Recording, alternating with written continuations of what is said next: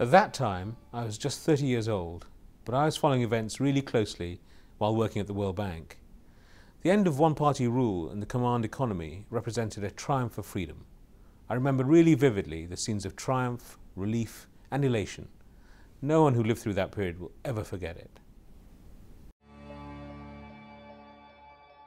Well, I'd like to mention three events. The triumph of solidarity in the first free elections in Poland, because that really demonstrated how indefensible the old order had become.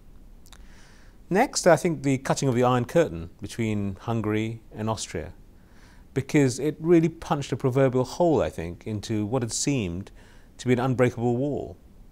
And finally, my favourite image in many ways, demonstrations in Prague, where tens of thousands of citizens jingled their keys, their key rings, showing that they were not afraid anymore.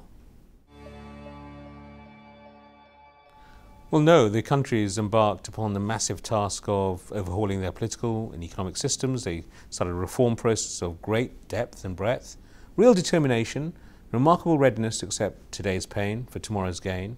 But it was particularly welcome that the countries had an institution like the EBRD at their side, specifically established and designed to support the transition process.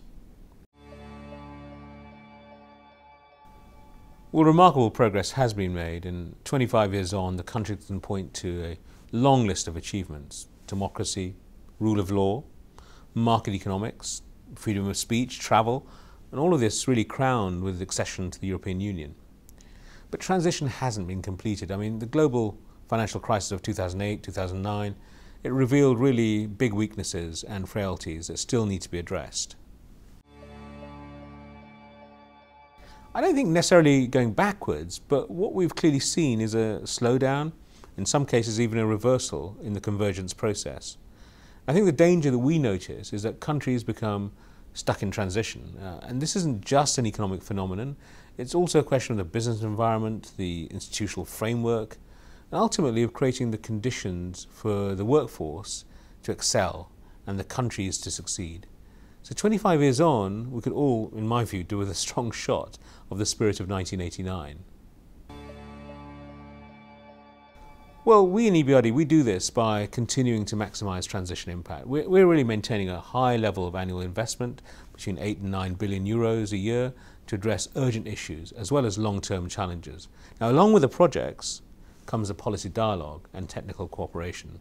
What all this adds up to is EBRD helping to build up resilience in transition countries, to integrate them better into the regional and global economies, and enabling them to tackle the challenge of creating a more sustainable future.